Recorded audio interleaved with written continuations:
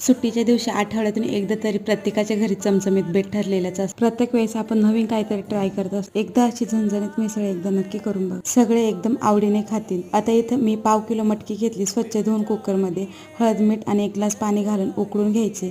एकच शिट्टी करून घ्यायचे। कांदा टोमॅटो आणि खोबरं भाजून पेस्ट करून घ्यायचे। आता 4 चमचे तेल घेतले, जिरं मोहरी आणि 1 छोटा कांदा घातलाय, चांगलं परतून घ्यायचंय। 2 चमचे आलं लसूण पेस्ट घातली, ती सुद्धा चांगली परतून घ्यायची। त्यानंतर वाटण बनवून घेतले, ते चांगलं तेल सुटेपर्यंत परतून घ्यायचे। कांदा लसूण मसाला, लाल मिरची, हळद पावडर, धना पावडर घालायची। आता थोडंसं पाणी घालून मसाला चांगला तेल सुटेपर्यंत परतून घ्यायचं। थोडंसं झाकण ठेवून शिजवून घ्यायचं।